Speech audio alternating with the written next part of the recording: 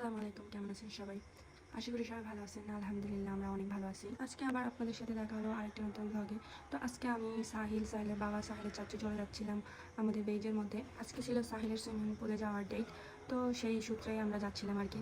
তো first of all সাহিলের বাবা আর সাহিলের চাচু ফুটবল খেলবে, আর আমি আর সাহিল ওয়েট করব। তারপরে ওদের খেলা শেষ হলে ওকে নিয়ে আমরা যাব সুইমিং পুলে। এরকম প্ল্যান করে আমরা বাসা থেকে বের হই আর কি। তো এই যে আমি আর সাহিল মানে রিক্সা করে যাচ্ছিলাম। আমি একটু আমাদের ভিডিও নিচ্ছিলাম।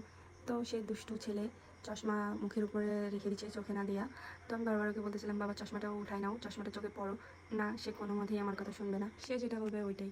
তো আমি আর থেকে জোর করে নাই, যা ইচ্ছা সে তাই করুক, কোনো ব্যাপার না, ছোট মানুষ, এখন না করলে কখন করবে আর।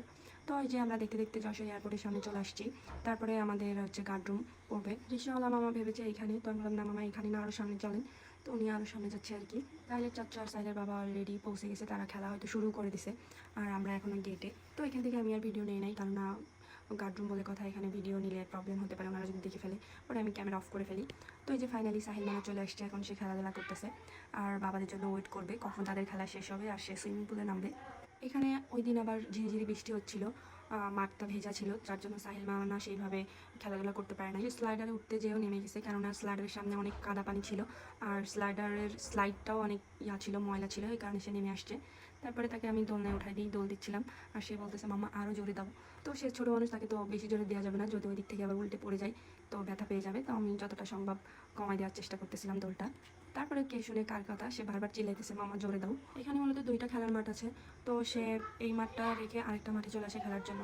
তো এখানেও সেম অবস্থা, কাদা পানিতে ভরা।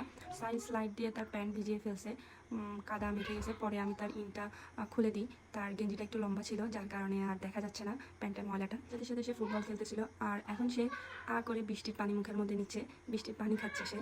মাশাল্লাহ, তার দুষ্টামির কোনো শেষ নাই। সারাদিন সে একটা না একটা দুষ্টামি করতেই থাকে, আর একটু পরপর দৌড় দিচ্ছে সে বাবাদের কাছে, যে বাবাদের খেলা কখন শেষ হবে। তার বাবারা শাইন কলেজের মাঠে ফুটবল খেলতেছিল। তো ফাইনালি তার অপেক্ষা শেষ হয়, এই যে সে সুইমিং পুলে চলে আসছে। সুইমিং পুলে এসে আর এক প্যারা, সে এখন সুইমিং পুল থেকে যাবে না বাসায়। সুইমিং পুলে কেউ নাই, সব বাচ্চারা উঠে চলে গেছে, সে শুধু একাই আছে, পুরো সুইমিং পুল ফাঁকা। তারপরেও তাকে কোনোভাবেই উঠানো যাচ্ছে না সুইমিং পুল থেকে। সে যে ডান্স করতেছে, কোনো মতে বুঝিয়ে সুঝিয়ে উঠিয়ে নিয়ে আসছে।